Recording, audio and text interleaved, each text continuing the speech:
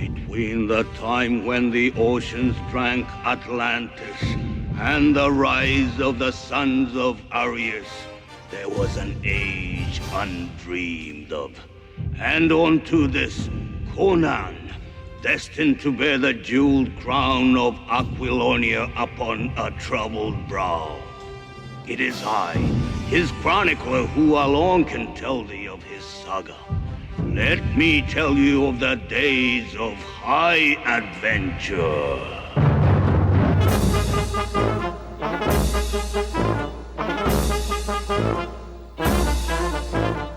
It's one of the things I do when I'm starting a movie film. When I have like an idea for a film, I'll go through my record collection and just start playing songs. Trying to, like, basically, I guess in some ways, find the personality of the movie. Find the spirit of the movie.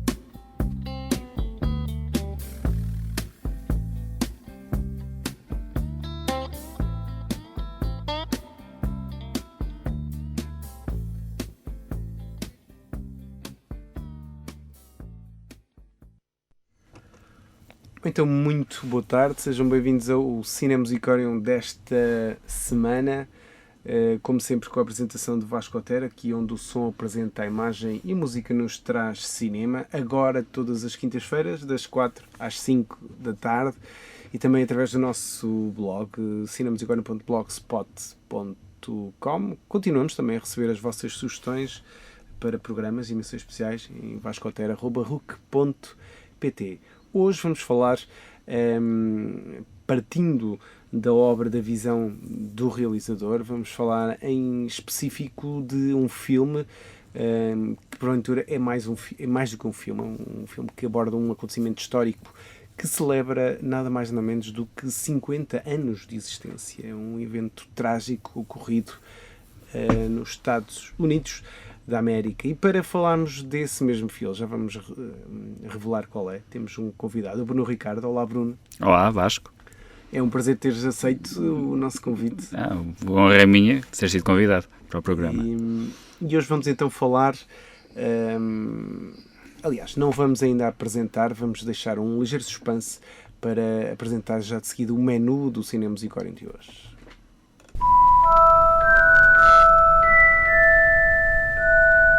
Menu. Esta semana, servido na tela.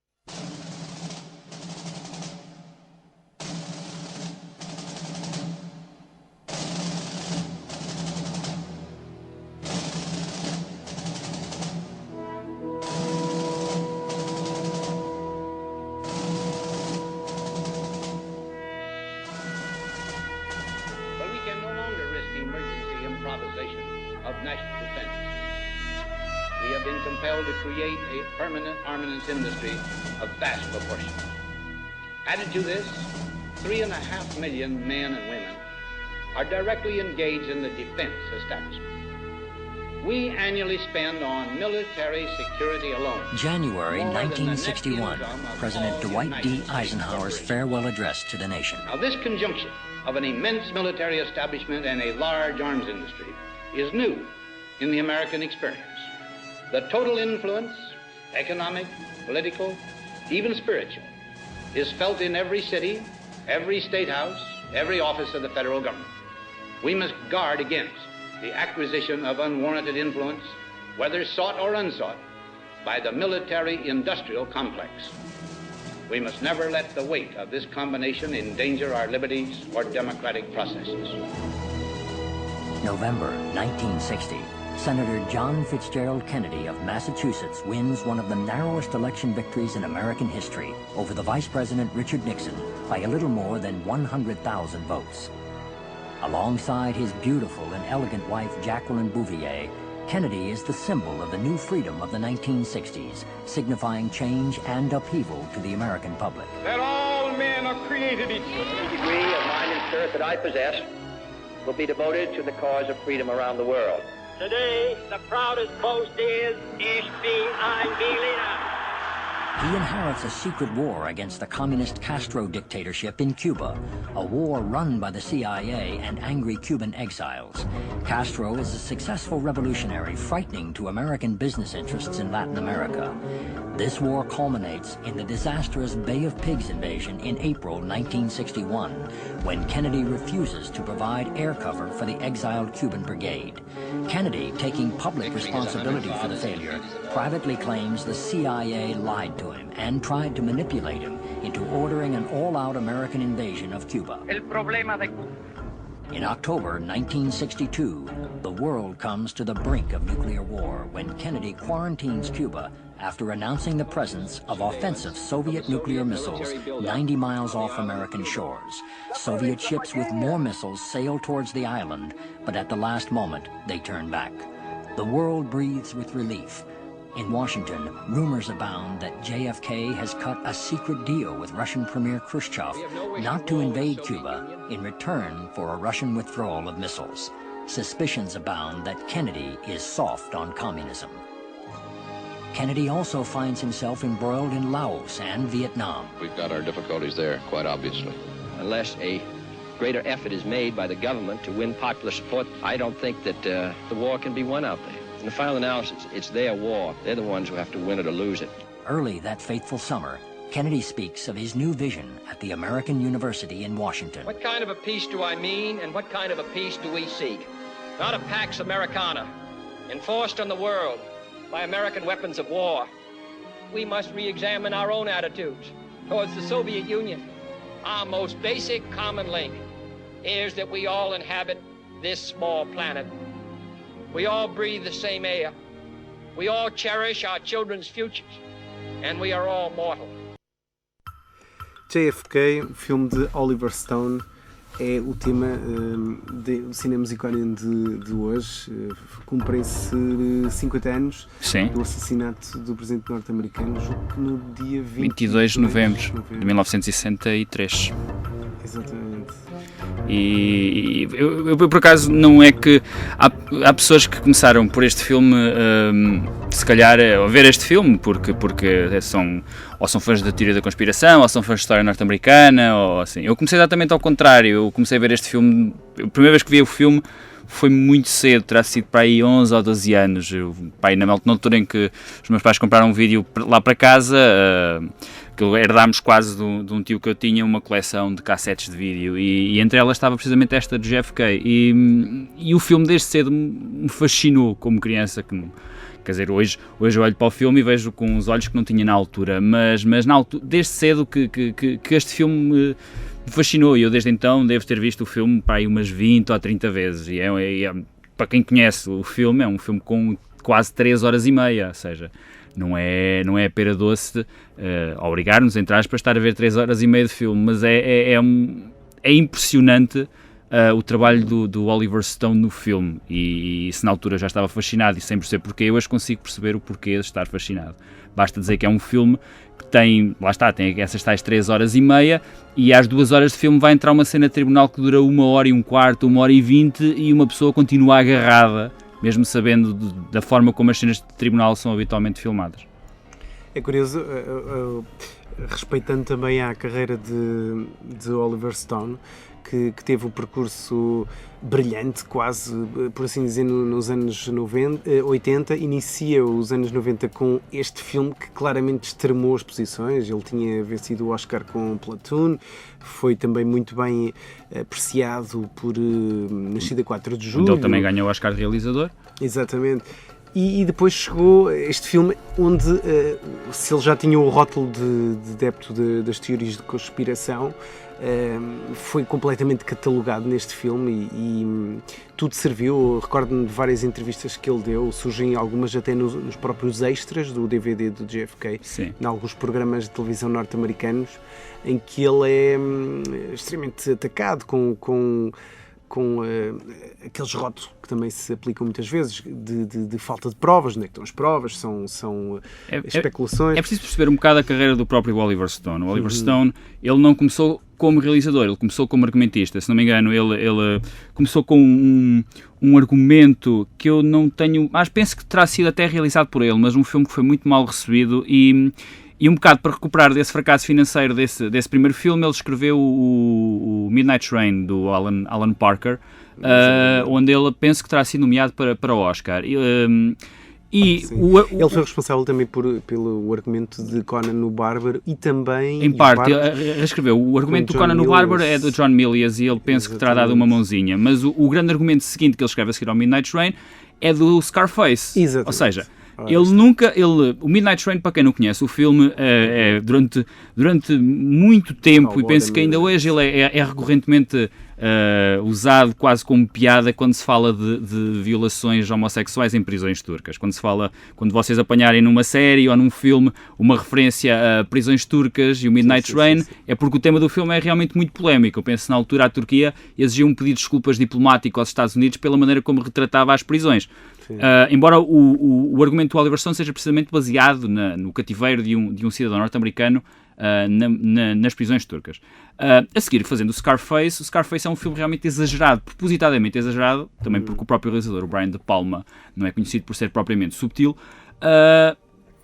e ele, quando escreve esses dois argumentos, obviamente não está a começar a carreira para fazer coisas de Rodriguinhos. Ele é um cineasta um bocado bruto, ele é politicamente muito ativo, e ele segue esses dois com a primeira obra de realização, embora estreie em primeiro, penso que o Platoon estreia em primeiro, em 86.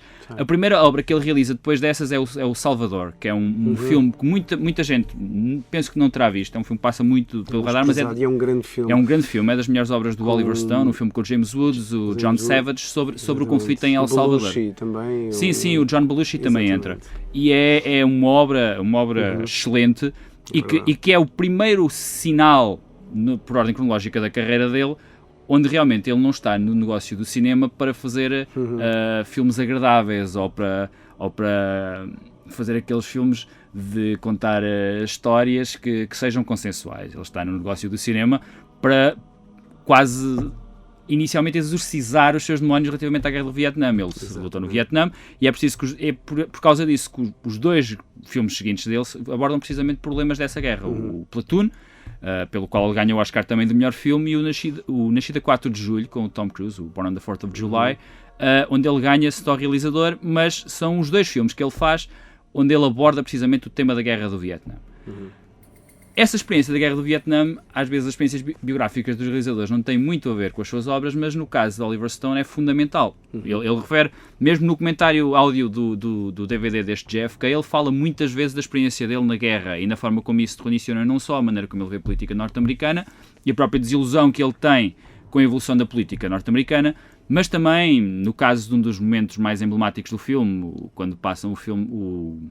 A gravação do Abraham Zapruder, ele diz Back and to the Left, no comentário áudio ele faz uma referência específica à maneira como ele via os colegas dele cair depois de terem sido atingidos com um tiro na cabeça. Ou seja, foi a experiência marcante da vida dele e que condiciona a sua carreira cinematográfica até pelo menos 1995, com o Nixon. Muitos dos seus filmes ou tratam de momentos específicos da história, na história contemporânea norte-americana, ou então referem-se diretamente à guerra do Vietnã. Eu penso que a seguir ao JFK ele faz o Doors, o Mito de uma Geração, faz o Natural Born Killers, faz o Quando o Céu e a Terra Mudaram de Lugar, que acho que em inglês é Heaven and Earth, que é precisamente o regresso de um soldado norte-americano à guerra do Vietnã para procurar uma filha que ele acaba por descobrir que tem lá, e o Nixon, que é quase... Tommy Lee Jones. Exatamente, com o Tommy Lee Jones.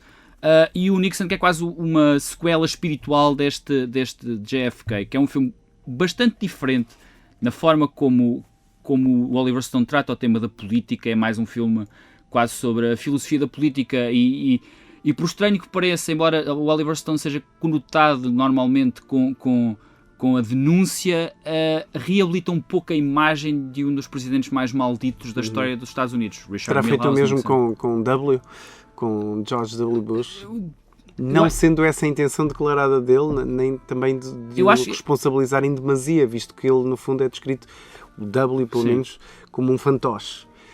O Nixon já noutro nível, mais responsabilizador, mais demoníaco e interiormente. Pelo menos no conflito interior do Nixon, a essência do filme. Sim, penso que sim, porque também são duas figuras diferentes. Embora a nossa memória seja curta e associe, por exemplo, Richard Nixon apenas ao escândalo de Watergate, com razão, porque realmente foi um dos escândalos políticos mais marcantes da história dos Estados Unidos, o percurso político do Richard Nixon é totalmente diferente do George W. Bush. Richard Nixon, em termos de política externa, por exemplo, foi um dos melhores presidentes da história dos Estados Unidos. Ele foi o primeiro presidente ocidental a reatar relações com a China comunista, por exemplo. Ele negociou uma série de tratados de desarmamento, tanto químico como nuclear, com os russos. Foi dos primeiros presidentes a conseguir, com sucesso, fazer isso. E a era em que ele é presidente, embora tenha sido marcada pela Guerra do Vietnã, que ele acaba por negociar um pouco com uma saída que se considera honrosa, mas não foi assim tão honrosa, foi uma derrota militar, a primeira grande derrota militar dos Estados Unidos, mas a presidência dele, se excluíssemos o escândalo do Watergate, era uma presidência bem sucedida. O problema dele foi precisamente aquilo que o Watergate trouxe, e o Nixon é uma figura muito mais complexa e fascinante porque atravessa uma fase da própria história norte-americana, aquelas décadas políticas de 50 e de 60. O filme do Oliver Stone remete muitas vezes para isso. Aliás, há quase um cameo do JFK como filme nessa obra, porque ele várias vezes ao longo do filme é referido aquela coisa da Baía dos Porcos, que é um bocado um código para o que aconteceu em Dallas, o JFK. Há uma cena específica do Nixon onde o Nixon é quase entrevistado por um grupo de magnatas do sul, texanos, do petróleo, onde eles lhe oferecem a possibilidade de concorrer às eleições de 64. O Nixon, para quem não conhece a história contemporânea norte-americana, ele tinha acabado de perder as eleições em 60 precisamente para o Kennedy, e ele não acreditava precisamente que viesse a ganhar, até que um dos personagens que interpretam desses barões de petróleo lhe pergunta e se o Kennedy não concorresse. E faz referência a que o Kennedy iria visitar Dallas no dia a seguir, ou seja, coloca um bocado na dimensão temporal do dia anterior a que Kennedy é assassinado.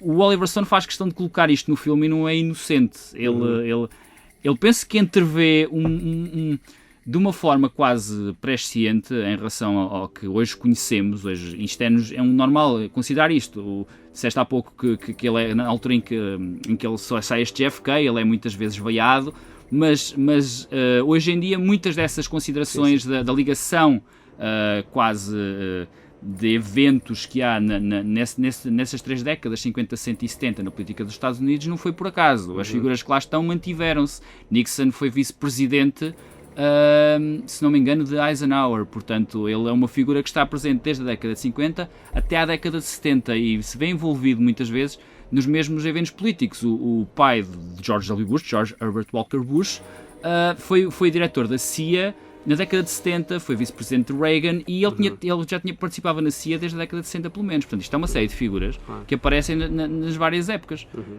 E obviamente não é por acaso que o Oliver Stone faz referência nesse filme.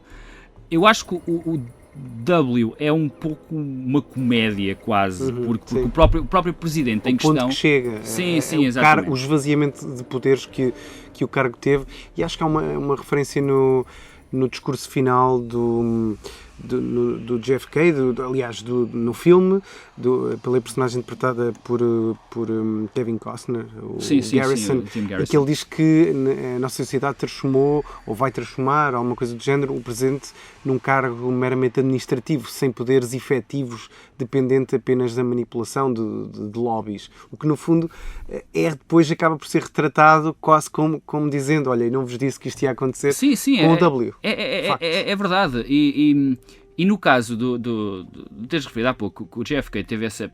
O impacto do JFK não foi um impacto só de polémica vazia, ou seja, não foi de entrevistas, algumas quase ridículas, a fazerem perguntas simplesmente a gozar. O JFK é dos poucos filmes que eu conheço teve um impacto prático na realidade. Muitas vezes fala, por exemplo...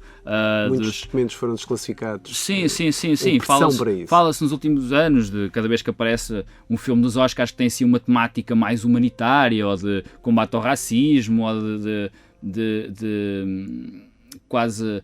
um combate à homofobia, e se diz, isto é um filme que vai marcar, e acaba por nunca marcar, as pessoas veem, aquilo fica-lhes na cabeça, mas aquilo não tem uma consequência prática. No caso do JFK, eles não só libertaram esses documentos, como houve audições no Senado a propósito do filme, e durante muito tempo, se vocês procurarem na internet, há uma série de sites e de pessoas a tentarem desmistificar as próprias teorias que o Oliver Stone avança no filme. Ou seja, ele diz, anos mais tarde, que a intenção dele, e por isso é que muitas vezes os personagens que ele coloca não dizem coisas com certeza, dizem suponhamos, ou vamos especular. Ele lança teorias, ele não está a dizer isto foi o que aconteceu.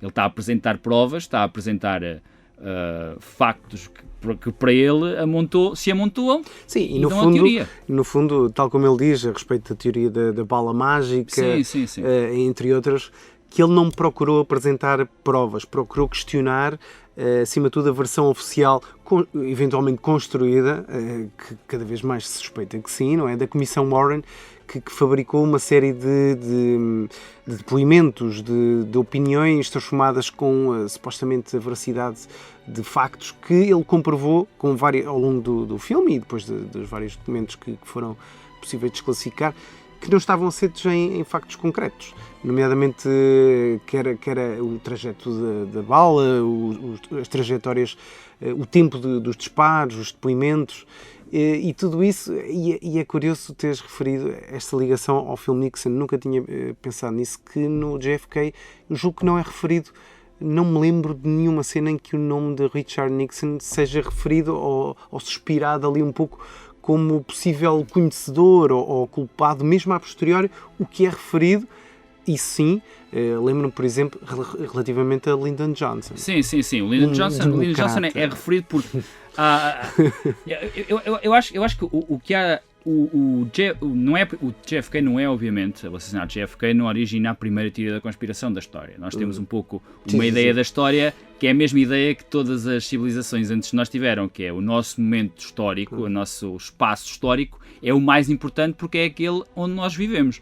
Isto é completamente falso. Há teorias da história quase desde que há civilização. Há teorias da conspiração, desde que há civilização. Desde os egípcios cá há teorias de quem assassinou quem. Houve um faraó que se chamava Akhenaton, que foi o primeiro faraó do Egito a impor uma religião monoteísta e que aparece assassinado, ou melhor, aparece morto.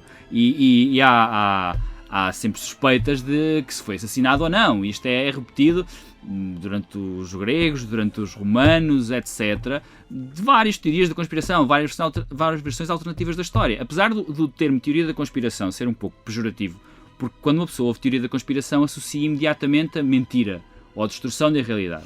Mas é preciso ver que especulação... Exatamente, é preciso ver que muitas das teorias da conspiração são apenas versões alternativas da história, baseadas em provas que mais tarde se verificaram. Já muitos factos históricos começaram por ser teorias da conspiração. Por exemplo, durante muito tempo houve uma divisão do MI6 inglês durante a Segunda Guerra Mundial que se entreteve basicamente a fazer só trabalho de propaganda e de distorção da verdade para enganar os nazis. Durante algum tempo, isto foi considerado um mito. Até que, penso na década de 60 ou 70, isto se revelou que realmente existiu esta divisão. Ou, por exemplo, no caso de Jesus Cristo, por exemplo, e do catolicismo, durante muito tempo, o que estava nos manuscritos do Mar Morto era uma coisa que já se vinha a discutir já há algum tempo. A história bíblica é muito mais antiga do que nós pensamos, a historiografia bíblica, a maneira como as pessoas discutem os temas da Bíblia, esta ideia agora de que, por exemplo, Jesus Cristo era foi pai e foi esposo, parece-nos uma ideia muito nova, mas já se vem a discutir há centenas de anos. E durante muito tempo foi teoria da conspiração as coisas que os manuscritos de Má Morte acabaram por provar. Portanto, uma teoria da conspiração não quer dizer que seja obrigatoriamente mentira. No fundo, oferece apenas uma hipótese alternativa. Exatamente. Baseada nas incongruências que são tentadas na versão oficial, que nos é muitas vezes bruscamente e inclusive no próprio dia impingida. Isso é um aspecto que surge muito, muito bem declarado no JFK, a respeito de, julgo eu, uma sequência em que é o General X, já vamos falar dele mais à frente, que entretanto, passados uns anos, ele admitiu quem era, Preston chamava-se Fletcher Prouty, acho. Exatamente. Em que ele refere que, passado não sei quantas horas do assassinato, já na Austrália, ele conseguia ler um jornal com todas as informações sobre Harvey Oswald, e não querendo fugir à temática do filme, onde é que nós já vimos isto, se recuarmos a 2001 e a 11 de setembro, em que no próprio dia já sabíamos quem era o perfil completo de Bin Laden e porquê e tudo. E no fundo há uma sequência no filme em que, enfim, nos é explicado também, para além dos motivos, porque a questão principal, e é uma das questões que a personagem do Coronel X levanta, que é o porquê, porque o como são apenas pormenores, ele diz sempre isso. E ele refere que, trabalhando já nessas operações negras, que depois, ao longo dos tempos, se tem vindo a confirmar que os Estados Unidos e outros países levaram a cabo, nomeadamente Guatemala, a época de 50 e 60 é basicamente a época das deposições dos chefes de Estado, que culmina em grande, precisamente no 11 de setembro, no Chile, quando o Salvador Allende é deposto. Para além do Irão. Irão, eles falam do Irão, ele próprio explica, dentro dos muitos procedimentos que eles utilizam, a questão de, no próprio dia, o culpado já ter que ser, a versão do culpado construído já ter que ser servida de bandeja para ser ali feito o julgamento e impedindo investigações posteriores. O Lee Harvey Oswald é o primeiro, não é o primeiro na história da humanidade, mas é o primeiro na história norte-americana recente, o primeiro de uma linhagem de malucos que supostamente matam presidentes apenas porque se lembraram. Os atiradores solitários têm 5 anos depois, Martin Luther King e Robert F. Kennedy, irmão de John F. Kennedy, são assassinados também, curiosamente no mesmo ano, em 68, por dois malucos solitários, o James Earl Ray, no caso de King, e o Sirhan, no caso de Robert Kennedy. São dois também assassinatos bizarros e que têm teorias da conspiração por si. Claro. E a coisa curiosa nestas teorias da conspiração norte-americanas é que tem um folclore associado, que é uma coisa diferente.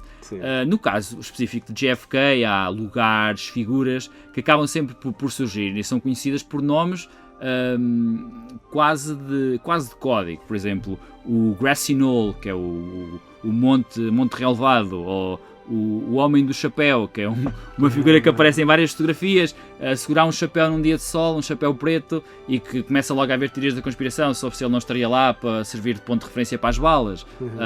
O depósito de livros. São expressões que ficam e que isoladas são perfeitamente inocentes e banais, mas que associadas a teorias da conspiração ganham quase uma vida própria, e há sempre 3, 4, 5, 6 teorias sobre isso. Entrar no mundo de conspiração de JFK é um bocado como se fosse, passa a expressão, um teste de Rorschach sobre aquilo que nós somos como pessoas, aquilo em que somos capazes de acreditar e de desconfiar, e até que ponto nós somos capazes de desenvolver teorias que podem não ter lógica nem nexo nenhum. As teorias da conspiração do presidente Kennedy são imensas, desde aquelas mais convencionais, que defendem que ou foi a CIA, ou foi o máfia cubana, a máfia, ou os exilados cubanos, o Lyndon Johnson, por exemplo, até teorias tão maradas como, por exemplo, de que foi o condutor do carro, ou que aquilo foi uma coisa combinada pelo próprio Kennedy para morrer em beleza, ou que estava alguém numa sarjeta para dar um tiro. Quer dizer, há uma quantidade enorme de teorias da conspiração em torno disto. Aquilo que o Oliver Stone faz no filme, um bocado para voltarmos ao tema do filme, é precisamente, ele apresenta uma série de dados, ele quase que bombardeia o espectador com dados da teoria da conspiração e depois diz, e agora decidam por vocês, ou leiam. Ele disse uma vez que, há 10 ou 15 anos depois de ter feito o filme, ele diz que eles não tinha problema nenhum com as pessoas que vinham dizer que alguns dados do filme estavam errados, mas ele diz que quando apresenta 40 dados e as pessoas só desmentem 20, é sinal que há 20 que ainda estão por desmentir. Um dos dados do filme, por exemplo, que é uma série de fotografias de uns sem-abrigo que foram retirados de umas carruagens, com os sapatos todos limpinhos. A polícia de Dallas, depois do filme, veio libertar uns documentos onde eles são identificados. Mas isso podia ter sido feito em 1963 ou 1970, porque depois da Comissão Warren houve mais 2 comissões que analisaram não só o assassinato do presidente John Kennedy, mas também o do Luther King e do Robert F. Kennedy. Nessa altura eles já podiam ter sido revelados. Foi preciso um filme e a própria polémica que o filme trouxe para lançar essas sementes de revelação de verdades ou mentiras ou o que quer que seja. Sim, por outro lado, o filme tenta transpor também a mudança cultural que há antes, durante e depois com o assassinato do Kennedy, todas as esperanças de uma geração de confiança no governo que foram afetadas, e também demonstrar o poderio, que já é referido por Eisenhower no seu discurso de despedida, que o complexo industrial e militar, com ramificações nas empresas de armamento e nos generais, tinham, e nos serviços secretos, tinham para o ponto de conseguir mudar um presidente que não fosse de encontro aos seus anseios. Portanto, há uma frase no filme muito interessante de uma testemunha, uma prostituta, assim, uma senhora de companhia, loura, Beverly Oliver, se não me engano, que é interpretada pela Lolita Davidovich. Ela é entrevistada e conhecia Jack Ruby, portanto, o que vimos a saber no filme. Para quem não está familiarizado com a história, o Jack Ruby foi um elemento da máfia de Dallas, que depois matou o Oswald na garagem da estação de polícia. Em homenagem ou para proteger Jacqueline Kennedy. Só que mais tarde parece que Jack Ruby tinha umas ligações estranhas, não só à máfia, mas também à CIA, através de alguns exilados cubanos e de outras figuras do submundo. E acabou por morrer misteriosamente. Sim, com cancro. Na prisão, quando supostamente pretendia depois, num acesso de consciência, contar a suposta verdade. Sim. Por outro lado, lembro perfeitamente do depoimento dessa testemunha, que acaba depois por recusar ir a tribunal, porque ela diz que se eles fizeram isto ao presidente dos Estados Unidos da América, qual será o problema de fazer alguma coisa a mim?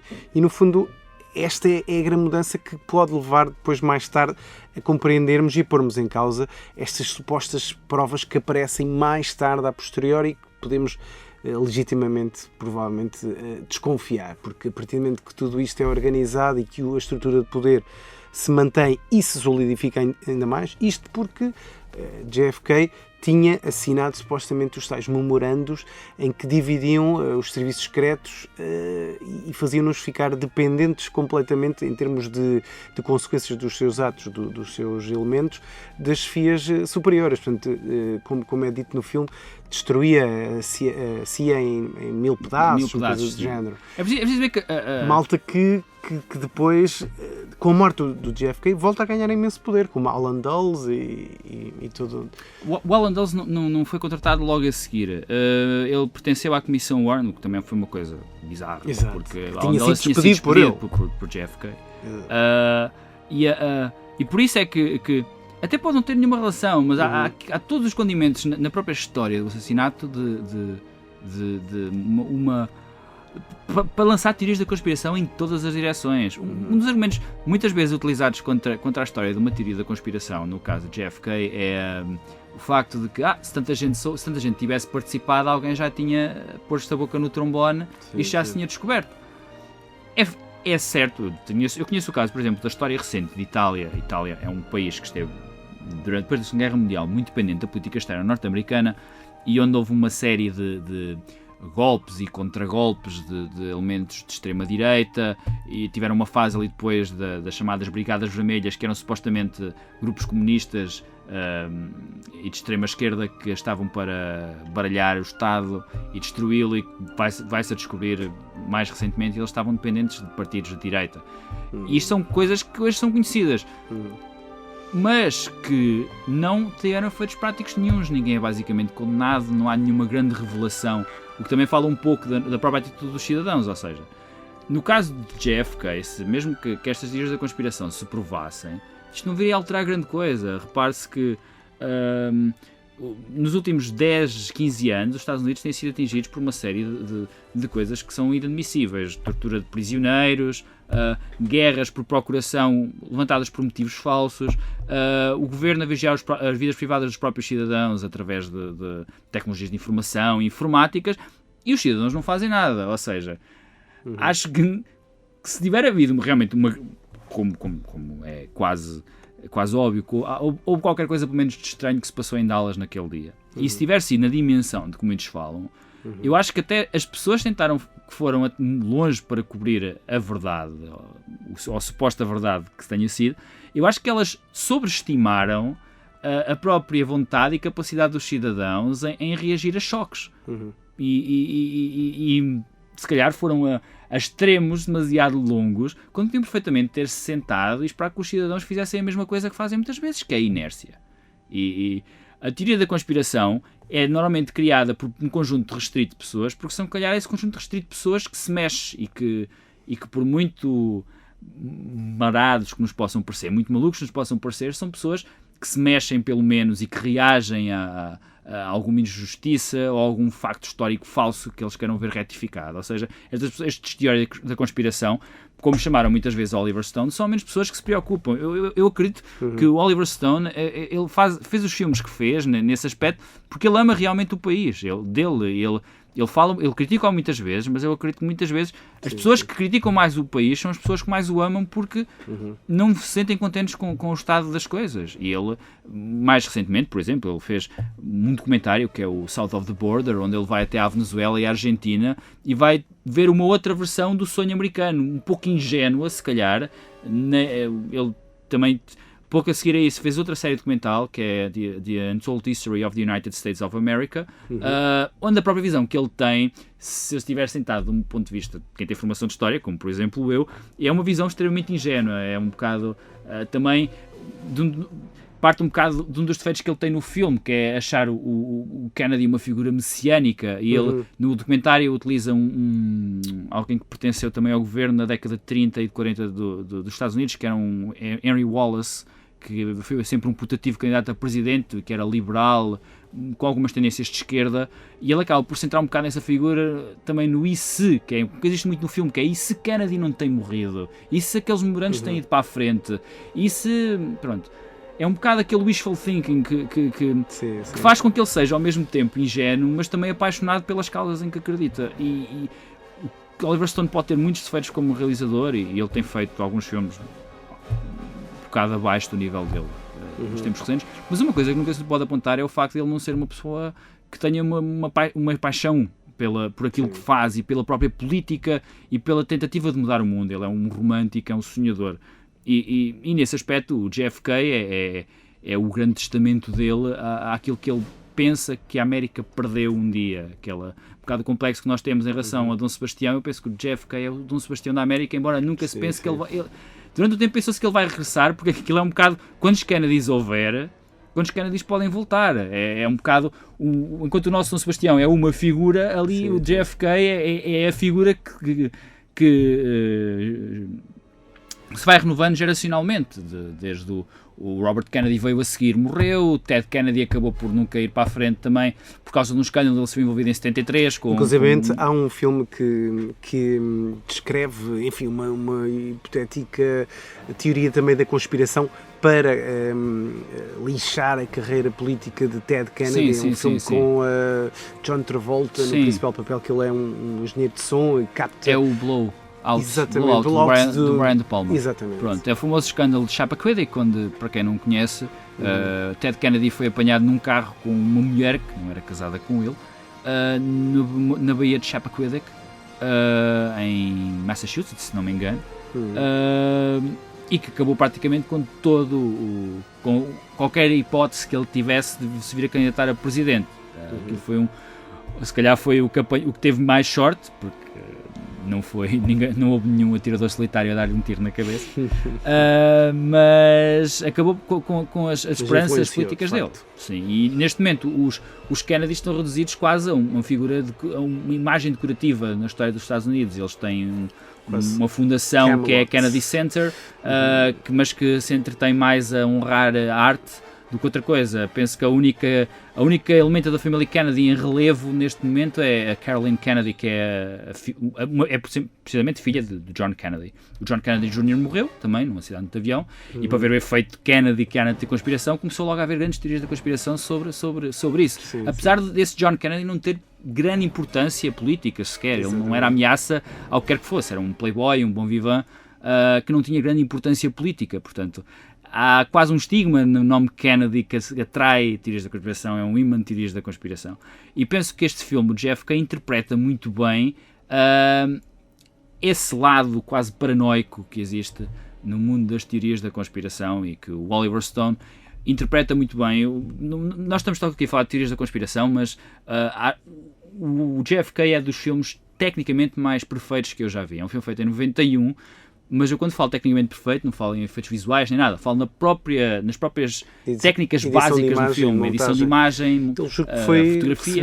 Recebeu 2 Oscars, recebeu fotografia, recebeu montagem, porque... E é uma das características da forma de realizar do Oliver Stone, a montagem rápida, a quantidade de informação e de atenção aos pormenores. Muitas vezes estamos a observar uma personagem a falar e a câmara foca os seus lábios, ao mesmo tempo passa uma imagem em flashback que nos dá mais informação. O discurso vai muito mais longe do que isso.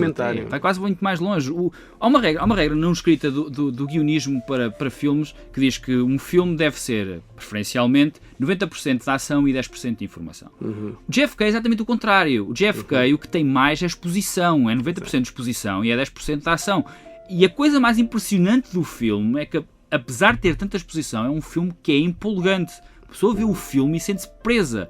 E é precisamente pela capacidade que o Oliver Stone tem de quase, a certa altura, enfiar o Rossio na Rua da Betesga, porque ele mete 3 espaços temporais numa só cena, numa questão de segundos, através de uma sobreposição ou seja, de imagens. Ele utiliza, eu não sei ao certo quantos, eu li algures e agora não me lembro, mas penso que são 15 tipos de filme diferente, de fita diferente no filme.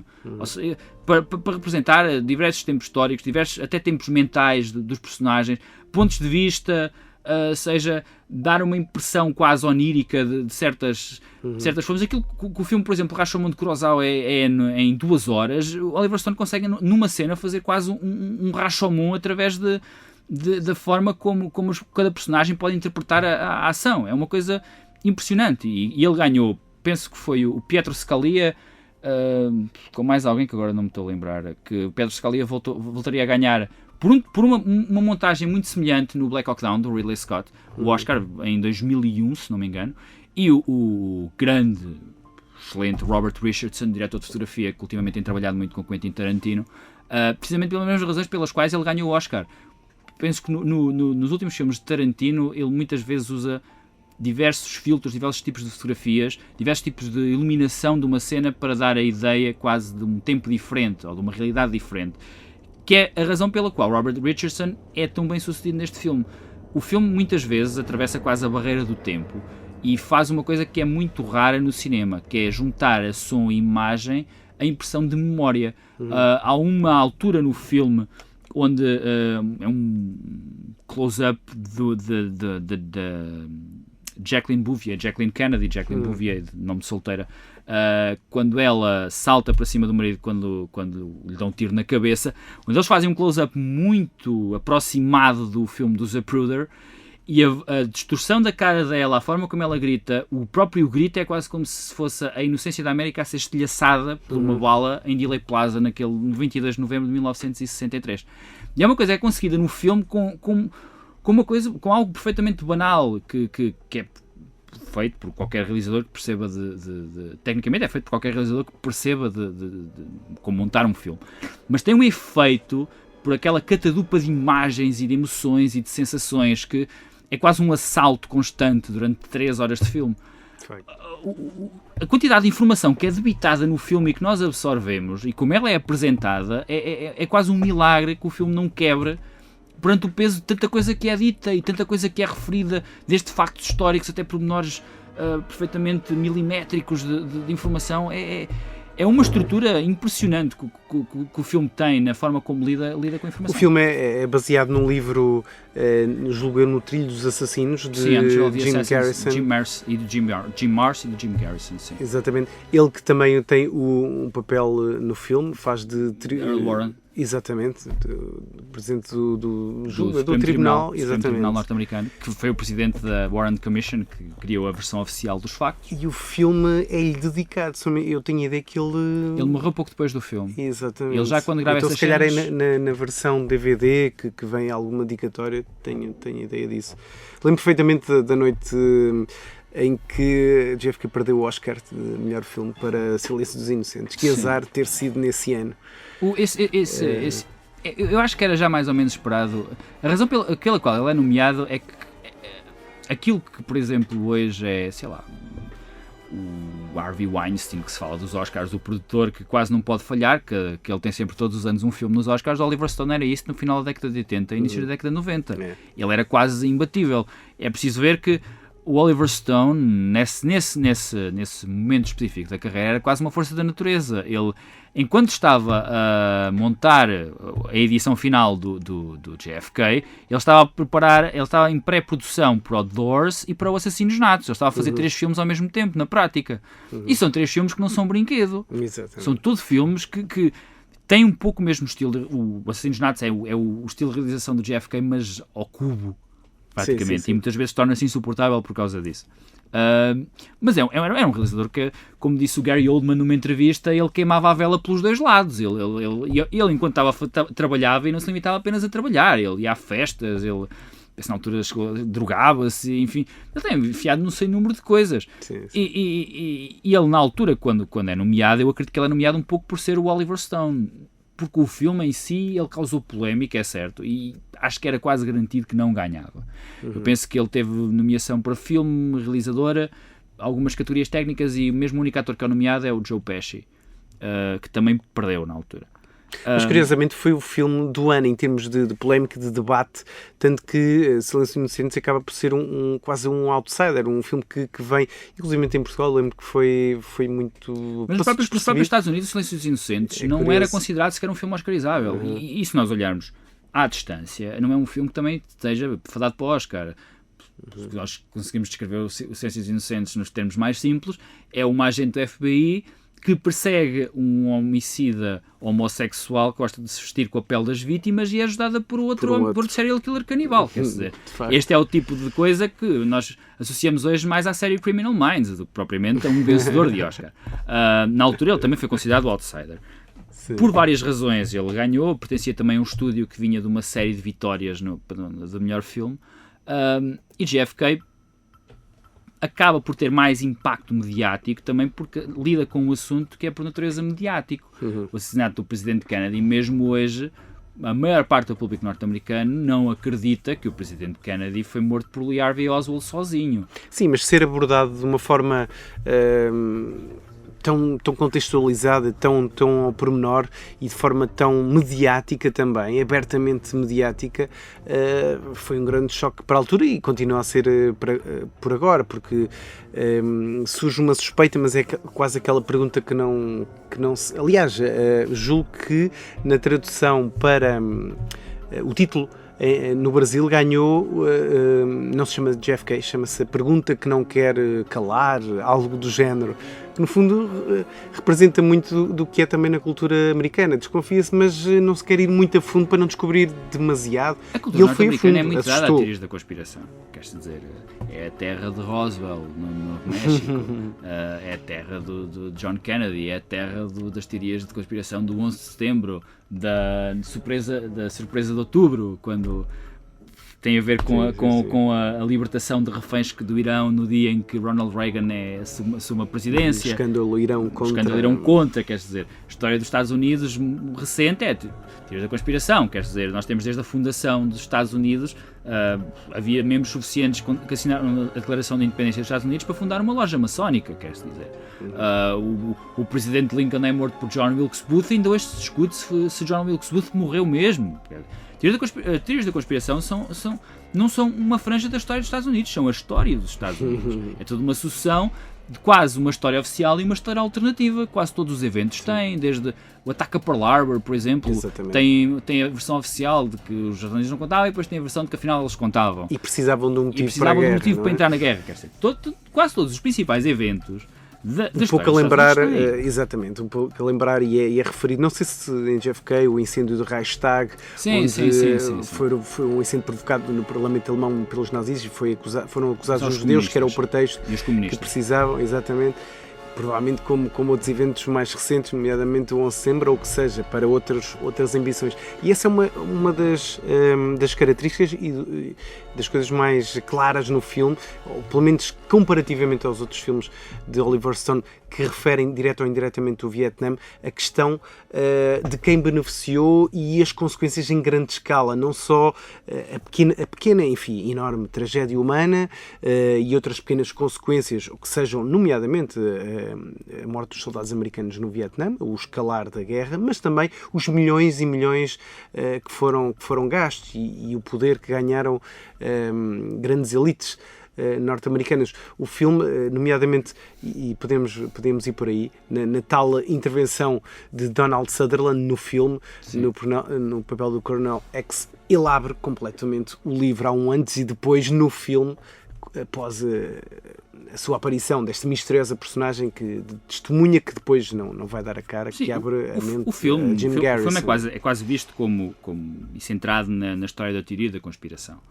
Mas, em termos dramáticos, o JFK é a perda da inocência de um personagem, que é o personagem de Jim Garrison, interpretado pelo Kevin Costner, e a escolha do Kevin Costner não é inocente. O Kevin Costner ele muitas vezes brinca com isso. Na altura era um menino querido da América. E ele é o americano. Ele diz muitas vezes que houve poucas alturas na carreira onde ele tenha interpretado um não americano.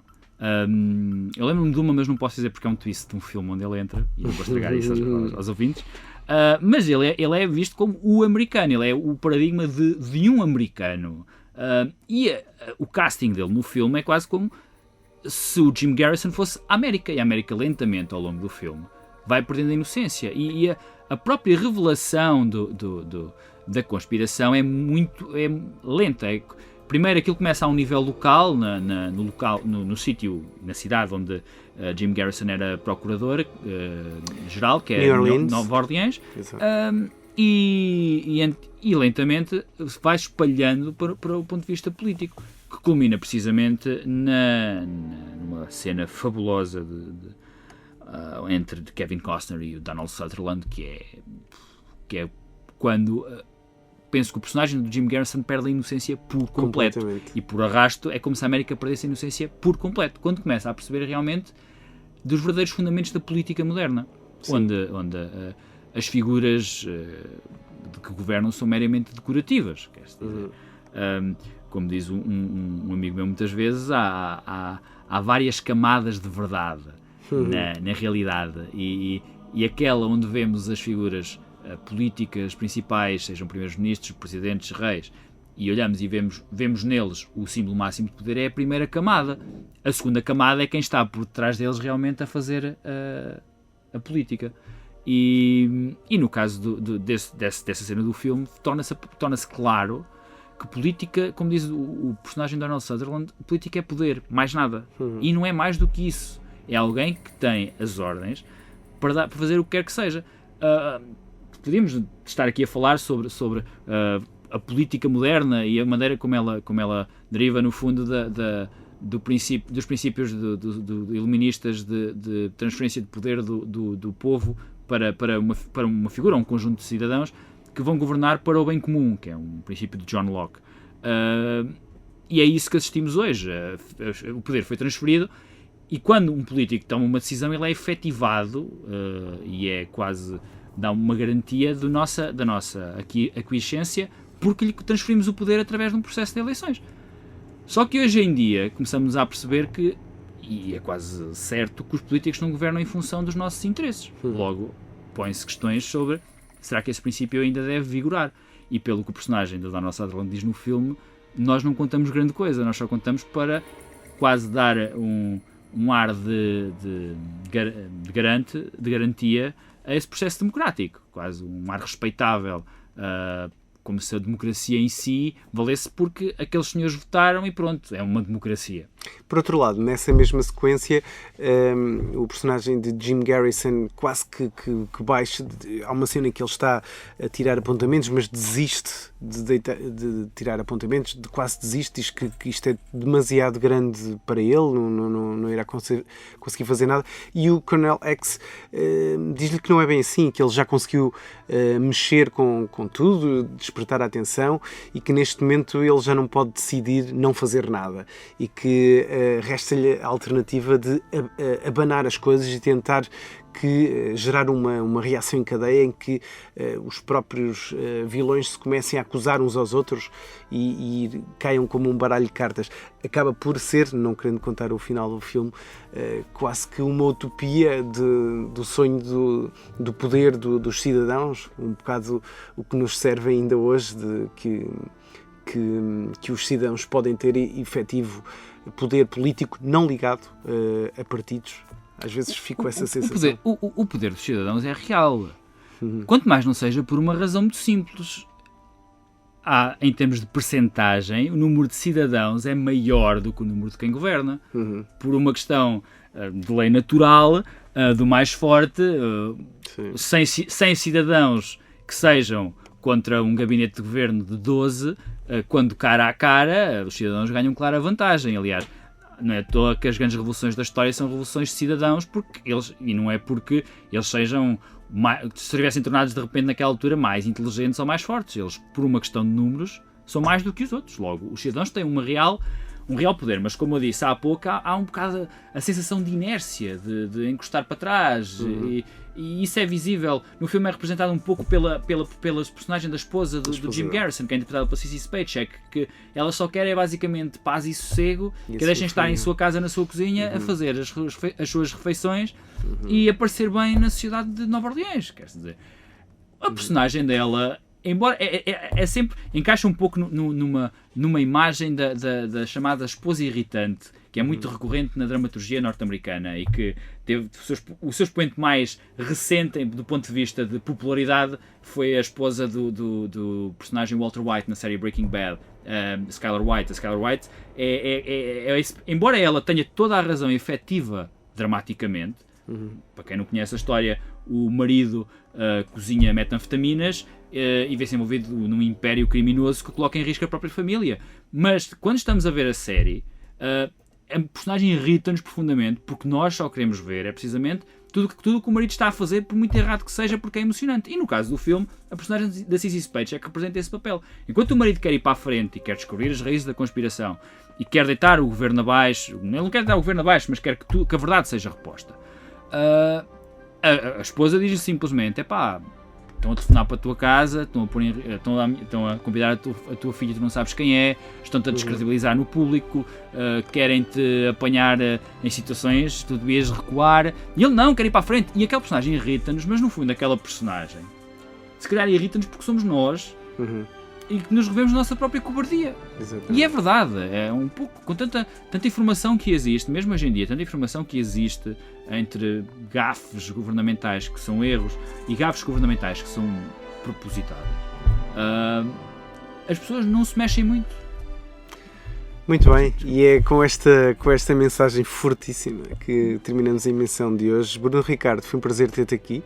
Prazer. E fica já prometido, à força ou não, o teu regresso para breve. Os nossos ouvintes continuam a escutar-nos para a semana, que estaremos de volta todas as quintas-feiras, das 4 às 5 da tarde, do Cine Musicório. Até lá.